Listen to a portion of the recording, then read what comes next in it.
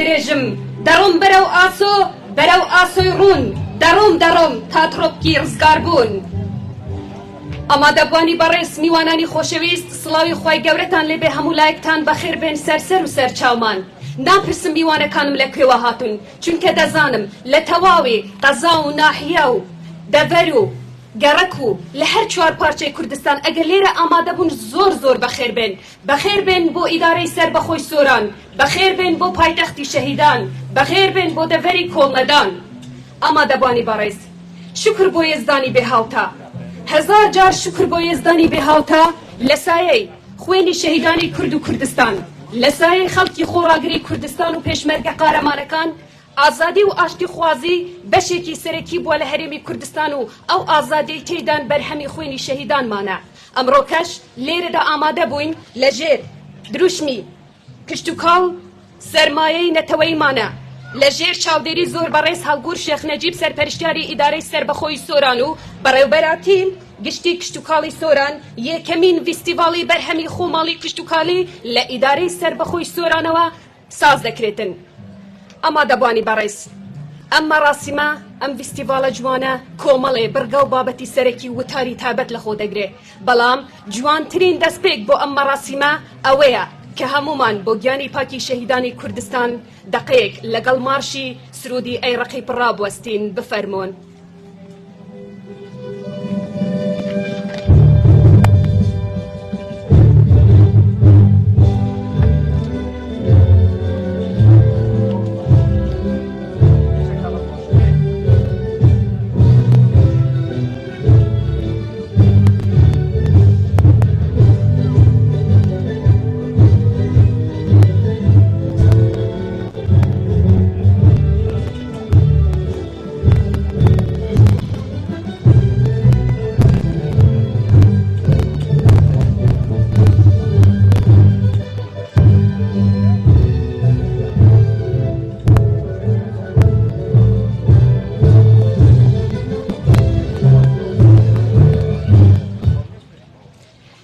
زۆر سپاس بۆ هەستینەتەوایەتیتان درێژە دەری ڕێبازی شەهیدانمان دەبین.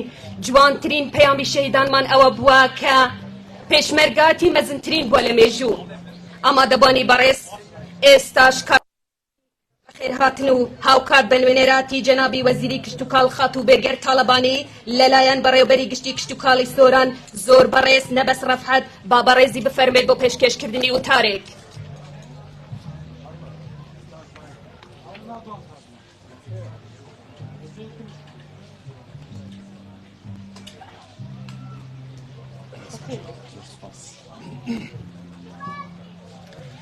ئامادەبوانی بەڕێز کاک هەڵگورد سەرپەرشتیاری ئیداری سەربەخۆی سۆران، بەڕێزان کاک ڕەحمان بەڕێوەبەری گشتی بەنداوەکان، بەڕێزان کاک پشتیوان بەڕێوەبەری گشتی دیوانی وەزارەت، بەڕێزان قایمقام و بەڕێوەبەرانی ناحیە لە سنووری ئیداری سەربەخۆی سۆران، بەڕێزان نوێنەرانی پارت و لایەنە سیاسیەکان، بەڕێزان بەڕێوەبەرانی فەرمانگەکان، بەڕێزان ڕاگەیاندکاران، جوتیارانی خۆشەویست، هەموو لایەکتان بەخێر بێن سەرچاو. هەڵبەت لەگەڵ وتێ بە خێراتنا دەنجی بەڕێز بێگەرخانەخینە پاڵدەنجی خۆمان کە داوای لێبوردنی هەبوو بەهۆی سەرقاڵی و هەندێک ئیلتیزاماتەوە نەیتوانیم ئێوارێ لەگەڵمانە بەشدار بێت. بەڕێزان، لەگەڵ هاتنەکایی بەڕێوەبەرایەتی گشتی کشتوکاڵی سۆران هاتینە سەر ڕووبەرێکی تەواو فراوان و پەرتەوازەی کشتوکاڵی. ئەگەر بێت و بە زمانی داتا و ژمارەکان لەسەری بدوێن، خۆشبەختانە ئەتوانین بڵێن ڕووبەری 353,000 دووەنممان هەیە کە شیاوە بۆ چاندن. خۆشبەختانە تر ئەتوانین بڵێن ئەم سنوورە نەخشی هێناوە لەوەی کە 17,181,000 دووەنمی هەیە بۆ باخ. ئەمڕۆ وەکو دۆزینەوەی کەناڵێکی تر، ڕێگەیەکی تر بۆ بازاڕکردنی بەرهەمی جوتیاران، ڕێگەیەکی تر بۆ پاراستنی بەرەبوومی ناوخۆ و بژانەوەی بەرهەمی ناوخۆ و بەزاعن لە چوونی ڕەنج و ماندووبوونی برایانی جوتیارانمان بە باشمان زانی بۆ یەکەم جار لەسەر ئاسی دەڤەری سۆران بەرهەمی ناوخۆی جوتیاران لە پێشانگایەکی لەم چەشنە نمایش بکەین لەبەر دیدی ئەوەی بەڕێز. بەڕێزان، لە سەرئاستی حکوومەتی هەرێمی کوردستان و کابینەی نوێیەم و دواتر وەزارەتی کشت و کاڵ و ئیداری سەربەخۆی سۆران کۆمەڵێک ڕێکا و هەنگاو گیراون و گراونەتە بەر پێم خۆشە بە سەریعی تیشک بخەمە سەریان. ئەلبەت ئێمە لە وەزارەتی کشت و کاڵ و سەرچاوەکانی ئاو بە هەمانجی لەگەڵ حکوومەتی عێراقی شتێکمان هەیە ناوی ڕۆژنامەی کشت و کاڵیە. ئەم ڕۆژنامە کشت و کاڵیە لە کاتی پێگەیشتنی بەر هەر جۆرێک لە بەربوومی ناوخۆ ڕێگە لە هاوردەکردنی ئەو جۆراگرین لە دەروی وڵات، ئەویش بەوەی کە بازێکی زۆرە خەینە سەری تاوەکو نەتوانێت چێبڕچێ نرخ بکات لەگە بەرهەمی ناوخۆ کە ئەمیش بە سوودێکی گەورە بۆ جوتیارانی ئێمە شکاوەتەوە. لە لایەکی ترەوە ئەمە بینی ساڵانی پێشووتر بەهۆی زۆری بەرهەم و کەڵەکەبوونی لە یەک کات و یەک وەرزدا و نەبوونی توانامان بۆ کۆگاکردنی ئەم بەربوومانە خۆشبەختانە لە ئێستاە ژمارەیەکی زۆر مۆڵەتمان داوە بە ساردخانەکان کە خۆشبەختانە توانم بڵێم 2 ساردخانە ئێستا لە سنووری دیاری سەربەخۆی سۆران هەیە کە ئەتوانین ئەم بەربوومانە بۆ جوتیاران بپارێزن. خاڵێکی تری زۆر گرنگ بیرمانەوە کردوێتەوە و چەند هەلوەیەکی هاوچەرخمان ساز کردووە و دروست کردووە مۆڵەتمان پێداون تاوەکو بە شێوازێکی ئەکادیمیتر و زانستیتر بەرهەمی جوتیارانمان بە بازار بکەین. خاڵێکی تر لەوانەی کە توانیمانە بەرهەمی جوتیاران بپارێزین نرخی کارەبای حکومیمان لە کارەبای بازرگانیەوە گۆڕیەوە بۆ کارەبای پرۆژە کشت و کاڵەکان واتە لە 130 دینارەوە کری کارەبامان داگرتووە تەنها بۆ 30 دینار وەکو پشتیوانێکی تر بۆ پشتیوانی لە پرۆژە کشت و کاڵەکان و پاراستنی بەرهەمە ناوخۆیەکان. بەڕێزان بەڕێوەبەرایەتی گشتی کشت و کاڵی سۆران بە ڕێگایەکی هەوراز و تەواو دژوار و سەختدا تێپەڕێ. ئەلبەت پاراستنی ئەو بەرەبوومە ناوخۆیانە بایەخدان بە بەرەبوومی کشت و کاڵی نە ئینجازە بۆ شەخصێک و نە دەستکەوتێکە بۆ تەنها بەڕێوەبەرایەتیەک. ئەوە سەروەتێکە هەمیشە ئەوە موتووە لەسەر خاکی کوردستان. ئەم وڵاتە ئەوەندە شیرین و جوانە، ئەوە نەپڕ بە هاو بەرەکەتە، ئەگەر نەبێتە مبالەغەکردن، ئەگەر خوای گەورە بۆ خۆی خاچێکی دروست کرایە لە واچ و لە کوردستان دابەزیایە. تەنها ئەوەی کە ماوەتەوە لایەنی زانستی و ئەزمموی خۆمان توانەکانمان هێزی مرۆیمان تێکەڵکەین یەکیان خەین بۆ بەرەوپێشتنی زیاتری ئەم سێکتەر و کەرتە. لەم دەڤەرەیە پێویستیەکی زۆرمان هەیە بە توانای مرۆیی، بەداخەوە لایەنە پسپۆڕەکانمان بە تەواوی کەمن. لە بەڕێوەبەرایەتی گشتی کشت و کاڵ پسپۆڕێ جیاوازەکان ئەلبەت تەنها بە ئەندازیارانی کشت و کاڵی ئیداری ئەم بابەتە نادرێت. پسپۆڕێ جیاوازەکانمان بە تەواوی لە ئاسێکی لاوازدایە و چالاکیەکانمان بە تەواوەتی سنووردار کراوە و توانای و ئیمکانیەتی مادیمان زۆر کەمە. ئەلبەت ئەم بابەتانی من لە خزمەتی جەنابتانە عەرزیەکەم داوا و خواستی برایان جوتیارەکانمانە لە کۆبوونەوە لە خولە جیاوازەکانمان کە پێیان گەیاندوین و جۆمان لێگرتوون توانیمانە بە شێوازێکی باشتر و ئەکادیمیتر لە ڕێوڕەسمێکی گونجاوترا و بە شایەدی هەموو لایەک بە جەنابتانی بگەێنین. لە میانی ساڵێک و 2 مانگی دەست بەکاربوونی بەڕێوەبەرایەتی گشتی کشت و کاڵدا ئەلبەت کە بە زمانیدا تا ئەدوێن پێم خۆشە ئاشناتاکەم بە چەند بەربوومێکی ئەم بەڕێوەبەرایەتیە. خۆشبەختانە لە بواری پەلەوەریە پێشکەوتنێکی تەواو بەرچاومان هەیە 160 پرۆژەی پەلەوەری گۆشت کە بە زمانێکی تر دەواجینی پێڵێن 160 پرۆژەی پەلەوەری گۆشتمان هەیە کە مۆڵەتی پێدراوە. 45 پرۆژەی ترمان هەیە هێشتا بێمۆڵەتن.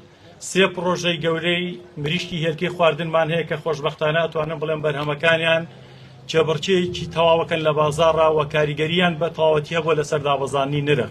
خۆشبەختانەتر ئەوەیە 17 پرۆژەی گاوداریمان لەم سنوورە هەیە کە لەم 17 پرۆژەیە زیاتر لە 8 پرۆژیان پرۆژەی گاوداری و مانگای شیرن کە سوودێکی گەورەی هەبووە بۆ ئەم سنوورە. پرۆژەیەکی زۆری ماسیمان هەیە کە تەنها 17 پرۆژەیان لای ئێمە مۆڵەت پێدراوە، بەڵام خۆشبەختانە توانم بڵێم سەروی 100 پرۆژەی بەخێوکردنی ماسیمان لەم سنوورە هەیە.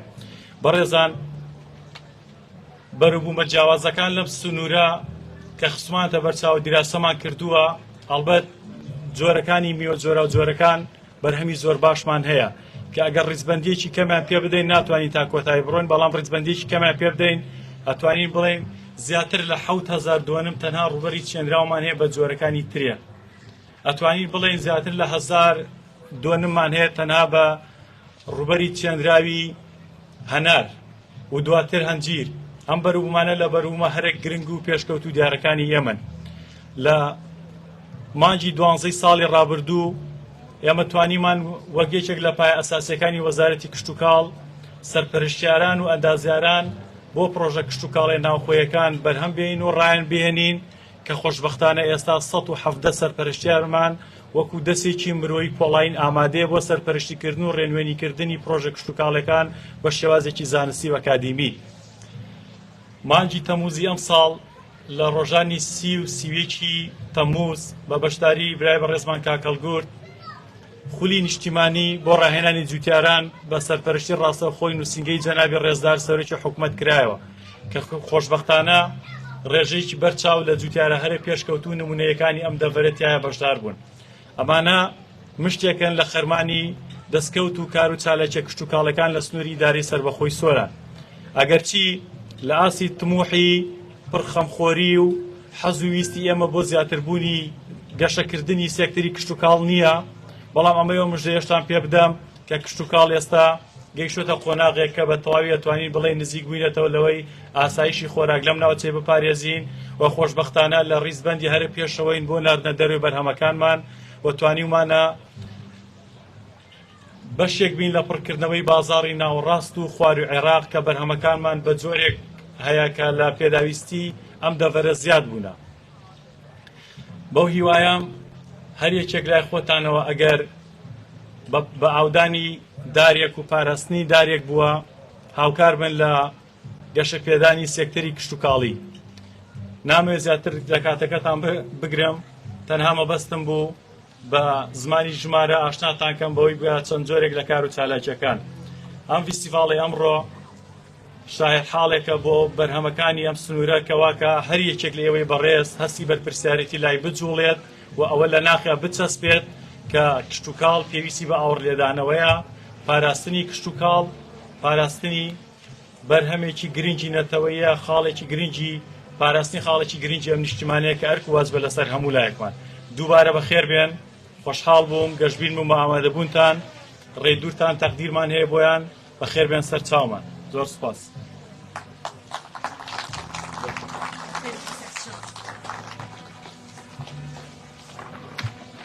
زۆر سپاس بۆ زۆر بەڕێز نەبەس ڕەفعەت بۆ پێشکەشکردنی وتارەکەت. زۆر سپاس. ئەما دەبێت هێژە و خۆشتوی میهوانێت عەزیز و قەدرکران هەنگوەکی دزانن کوردستان گەلەکە بەهرەمدارەمانە یا پڕڕا و پڕە البەهر. ئەم دشێن وێ بێژین کو کوردستان یەکێ دەبێت ئەم تەڤایە کورشانازێ بە وڵات و نیشتیمان و ئاڵا و خاکێ خۆ بکەین. ji ber hindêş کوردستان geleka pîte me gîzê hewramanê hey me hinarê helebcê hey me gen û danewêla deşta germiyan û şarezviyê hey me sêvên berwariyê hey me hingivînê mentîqa sîdeka û balekatiyê hey ji ber hindêş کوردستان geleka behremdar e. ئەما دەبێت هێژا و خۆشتبێ میهوانێت عەزیز و قەدرگران نوکێشی دەما وتارە سەرپەرشتیارê فیستیڤالê زۆر بەڕێز زێدان مەجیدە بلا کەرم کەتن ji بۆ پێشکەشکردنا وتارە xwe.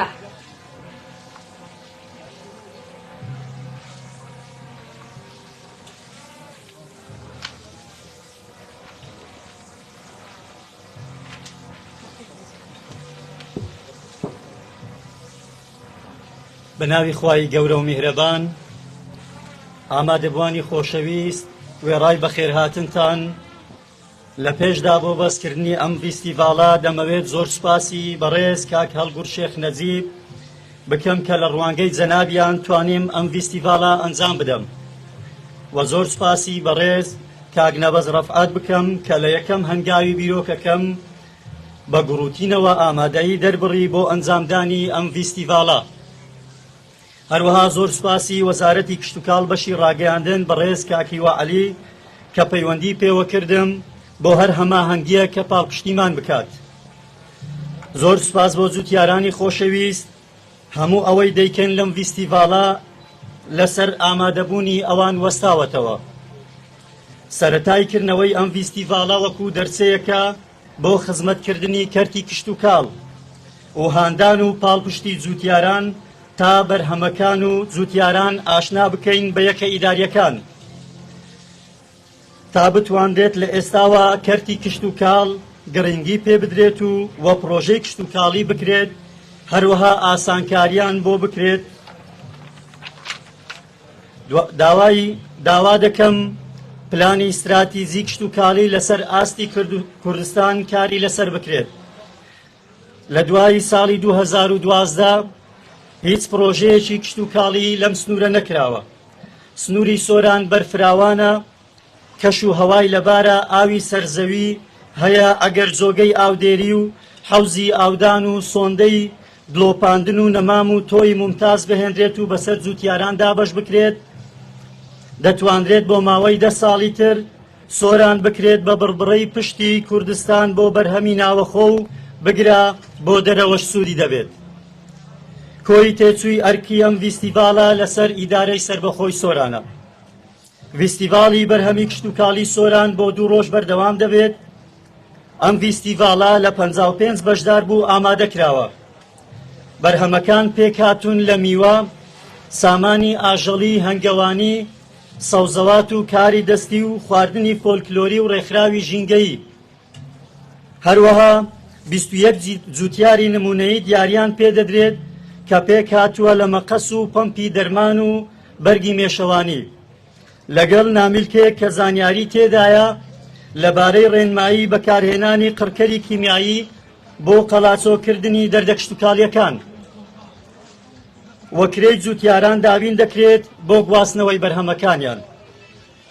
لە کۆتاییدا زۆر سپاسی دانیشتوانی گوندی ساوا خەلیفان دەکەین کەوا ئەرکی ئامادەکردنی ماسی برژاو بۆ سەرجەم کارمەندانی خاوەن بەرهەمەکان و ئامادەبووان دابین کردووە بە سەرپەرشتی بەڕێز کاک حەیدەر حاتەم. سوپاس بۆ ئامادەبوونتان.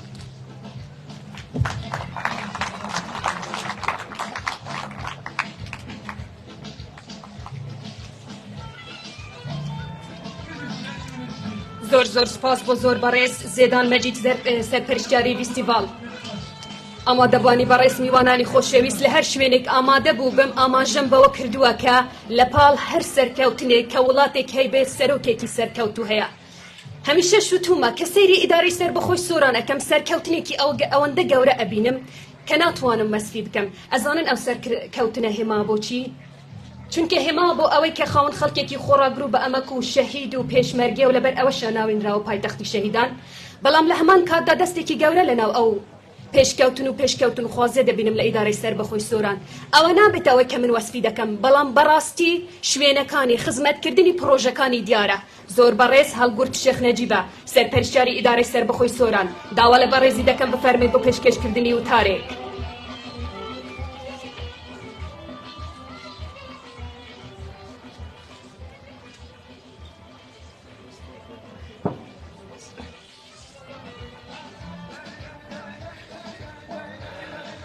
بە ناوی خوای گەورە میهرەبان، جووتیارانی خۆشەویست، میوانانی ئازیز، ئێوارەتان باش، هەموو ڕۆژێکتان هەرخۆشی بێت.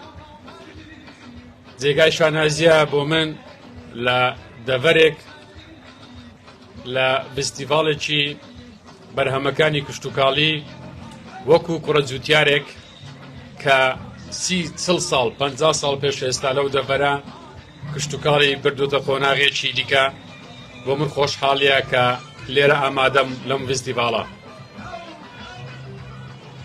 بەڕێزان، ئەوەی کە کاک نەبەست باسی کرد ئەمڕۆکە دەزانن 14 ساڵیادی دامەزراندنی و بڕیاری ئیدارەی سەربەخۆی سۆرانە 2 ساڵ بەسەر ئەم بڕیارەدا تێدەپەڕێت. زۆر گرینگە کە ساڵیادەکان تێدەپەڕێنی کە یادەکان دەکەیەوە ئەو ساڵ بگەڕێەوە دواوە کە چ بەرهەمێکت هەبووە و چمان کردیە تەقیمێکی خۆمان بکەین. زۆر گرینگە باس لە داتایەکان بکەین.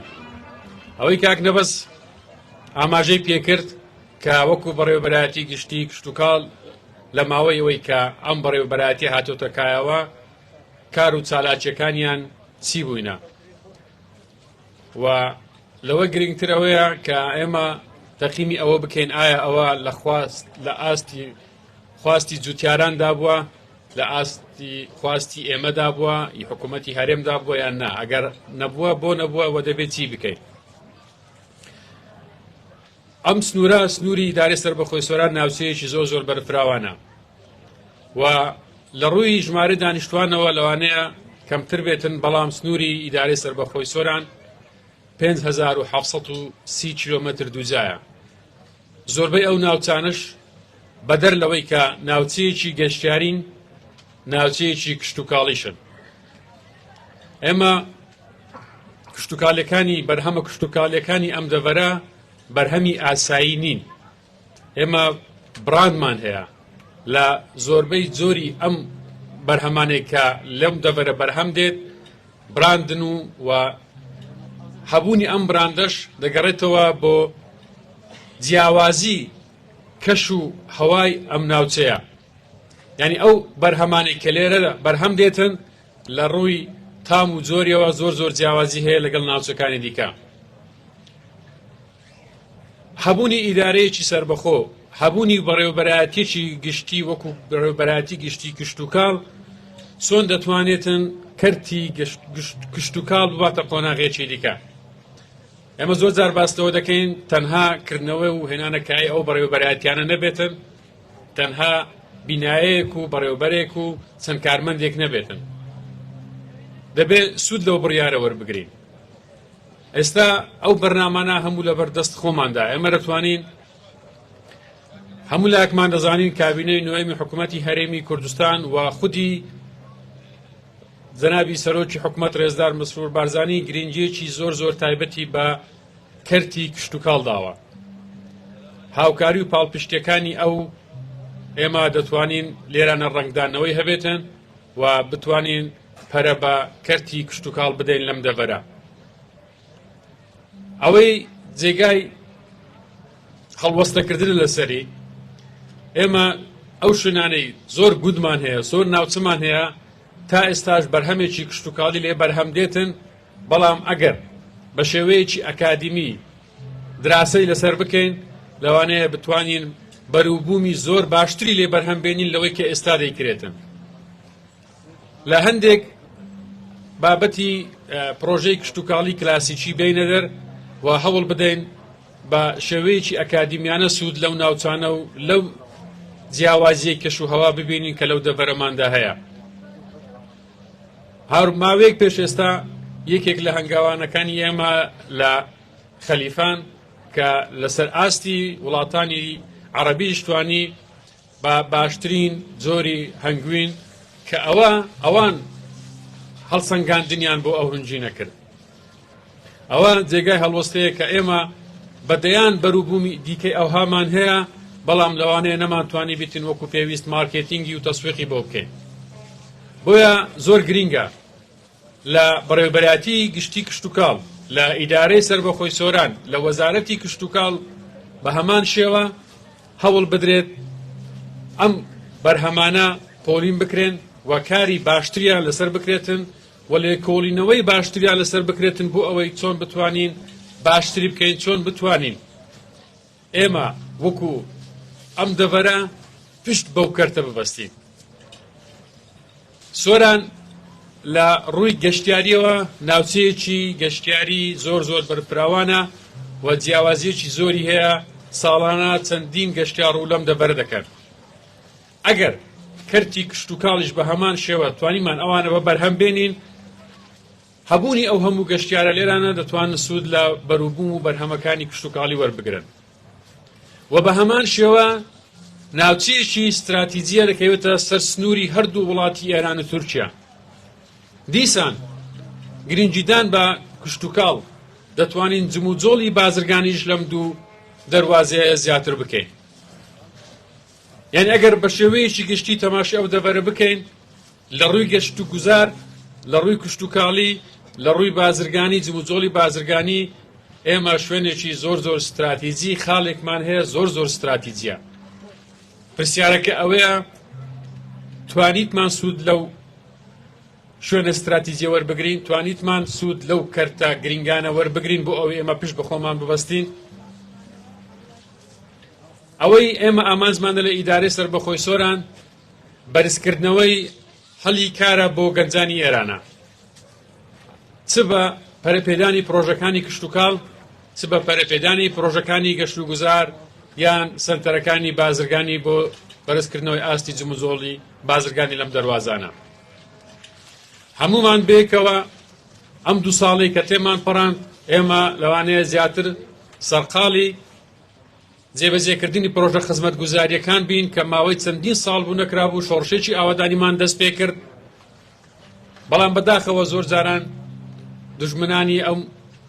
دوژمنانی کورد چاویان بە بەرەو پێشوەچوونی کوردستان نایەت، بە خۆشگوزەرانی ئەم خەڵکە نایەت، بە هەموو جۆرێک هەوڵ دەدەن ڕای بگرن. دیارە لەم 2 مانگەی ڕابردوو بە خۆناغێکی دیکەی سەخت کە بەنسبەت ئێمە تقریبەن لێرە هاتینە تێپەڕین و ئەمڕۆ سەردانی جەنابی سەرۆک حکوومەت بۆ بەغدا هیوادارین کە ئەو کێشانەی کە لە نێوان حکوومەتی فیدرالی و هەرێمی کوردستان هەیە چارەسەر بکرێتن بۆ ئەوەی ئێمە بەردەوام بین لە جێبەجێکردنی پرۆژەکانی خزمەتگوزاری و لە جێبەجێکردنی پرۆژەکانی استراتیجیش لەم دەڤەرە کە لە بەرنامەی ئێمەدا بوو لە ساڵیادی بڕیاری ئیدارەی سەربەخۆی سووران بیانێخینە بواری جێبەجێکردن کە هەر لەبەر ئەم هۆکارە بوو دوامان خست. بەڵام مژدەی ئەوەتان پێ دەدەن، بەڵێنی ئەوەتان پێ دەدەن بە خەڵکی ئەم دەڤەرە کە پرۆژەکان دەست پێ دەکەنەوە و پرۆژە استراتیجیەکان دەست پێ دەکەنەوە. ئەوەی دەمەوێت کە تیشی بخەمە سەر، چونکە بابەتەکە ئێستا فستیڤالێکی کشتتوکاڵیە کە باسی کشتتوکاڵی دەکەین، باسی سەوزاییمان دێتە بەرچاو. ئێمە ئەمڕۆ دیزاینی چەند پارکێکمان لە سنووری ئیدارەی سەربەخۆی سۆران و لە سنتەری سۆران تاوتوێ کردووە. ئینشەڵڵا لە ئاندێکی زۆر نزیک ئەو پارکانە دەستنە بواری جێبەجێکردن بۆ ئەوەی ڕێژەی سەوزایی لەم دەڤەرە زیاد بکەین. دەستخۆشی لە ڕێکخەرانی ئەم فستیڤالە دەکەم و دەستخۆشی لە بەڕێوەبەرایەتی گشتی کشتتوکاڵ دەکەم کە ئەم هەڵەیان ڕەخساند، ئەم فستیڤاڵیان ڕێکێ خست بۆ ئەوەی خەڵکان زیاتر ئاشنا بن بە بەرووبوومە جیاوازیەکانی ئەم دەڤەرە. ئەوەی ئەم ساڵە کردمان لەوانەیە لەسەر ئاستی تەنها ئیدارەی سەربەخۆی سۆران بێتن، بەڵام لە ئایندەیەکی نزیک و لە ساڵی داهاتوو ئەم فستیڤالە زۆر فراوانتر دەکەین، دەهێخینە سەر ئاستی نەک تەنها هەرێمی کوردستان بەڵکو لەسەر ئاستی عراقیش دەتوانین ئەم فستیڤالە بکەین، چونکە هاتوچۆی بەتایبەتی سوود وەرگرتن لە کەرتی گەشتیاری کە خەڵکانێکی زۆر لە ناوچەکانی دیکەی عراق سەردانی ئەم دەڤەرە دەکەن، دەتوانین ئاشنیان بکەین بە بەرووبوومەکانی ئێرانە و ئەوانەی کە لێرە بەرهەم دێتن دەتوانین ئەم بەرهەمانە بنێرین نەک بۆ تەنها هەرێمی کوردستانیان بۆ ناوچەکانی دیکەی عراق، بەڵکو بۆ تەواوی وڵاتانیش کە ئێمە لە حکوومەتی هەرێمی کوردستان دەست پێکراوە بە هەناردەکردنی بەرووبوومەکانی هەرێمی کوردستان بۆ وڵاتانی دیکە.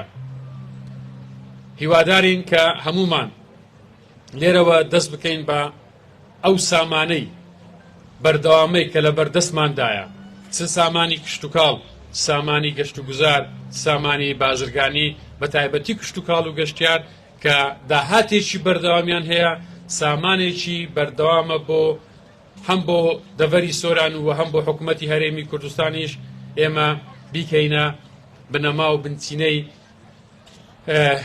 ژیانی ڕۆژانەی خۆمان زیاتر پشت بۆ بەستین، نەک پشت بە سەرچاوەیەک کە بەستین کە ڕۆژانە بەوە فشارمان دێخسترێتە سەر کە برسی بکرێت. ئینشەڵڵا کوردستانمان ئەو چیا و چۆلانەی کە چەندین ساڵە شوێنی خۆحەشاردن و شێڵتەر و شەڕکردن بووە دەبنەمای خێر و خۆشی بۆ ئەم دەڤەرە بۆ هاوڵاتیان. ئەم فستیڤالە جارێکی کە لە جوتیاران پێش هەر هەمووان پیرۆز بێت، ئێمە هاوکار و پاڵپشتیان دەبین، هەر جوتیارێک لە هەر ناوچەیەک بەرووبوومەکانی بکاتن، ئەگەر هیچ نەبێتن لە بابەتی ڕێگاوبان پرۆژەکانی ئاودێری هاوکاری و پاڵپشتیان بین بۆ ئەوی بتوانن بەردەوامی بە پرۆژەکانی کشتتوکاڵیان بدەن. جارێکی کە زۆر سوپاس بۆ ئامادەبوونتان، سوپاس بۆ ئامادەبوونی میوانانمان لە پایتەختی هەولێر و وەزارەتی کشتتوکاڵ کە ئەمڕۆ لێرە لەگەرمان ئامادەبوونە و سوپاس بۆ هەموو ئەو جوتیارانەی کە بە بەرووبوومەکانیان بەشداریان لەم فستیڤالە کردووە، هیوای سەرکەوتنیان بۆ دەخوازین و کوردستانیشمان هەراوەدان بێت. زۆر سپاس.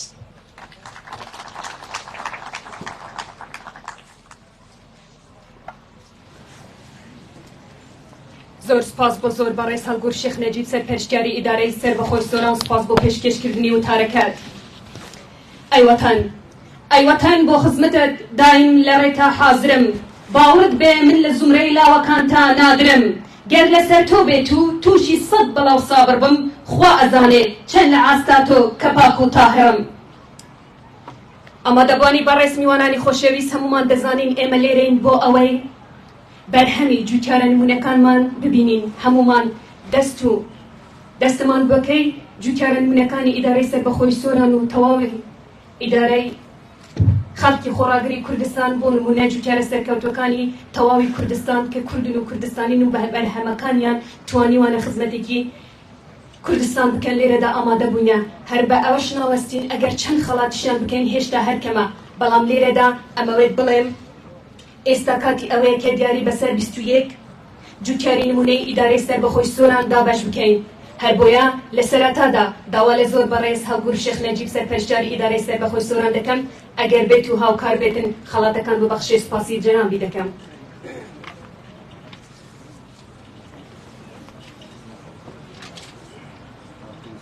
بەڵێ ئەوەی دەبینن یەکەمین فیستیڤالی بەرهەمە خۆماڵیەکانە لە پارکی گوڵان لە ئیدارەی سەربەخۆی سۆران دیارە کەمێک پێش ئێستا چەند وتارێک پێشکەشکران هەریەک لە هەڵگور شێخ نەجیب سەرپەرشتیاری سەربەخۆی سۆران نمونەی ڕێباسی حیا دەکەم کە بە سەوزەوات بەرهەمەکەی سەوزەوات بوو لەگەڵ ئێمەدا بەشدار بووە.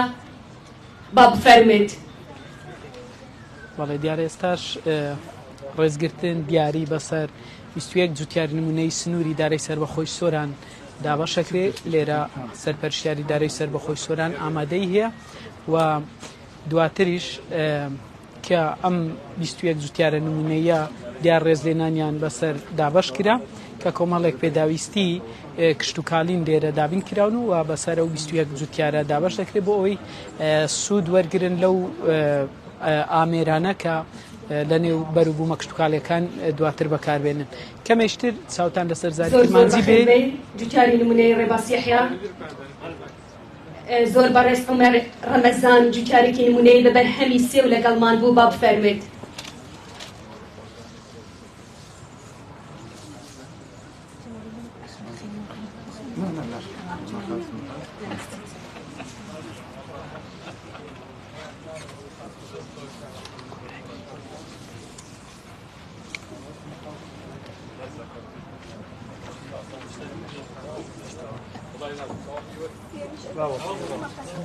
بەڵێ مەقەسەی بوو. زۆر بەخێر بێت. زۆر بەڕێز نەبەستی چۆ کە بە بەرهەمی سێ و لەگەڵمان بوو با بفەرمێت.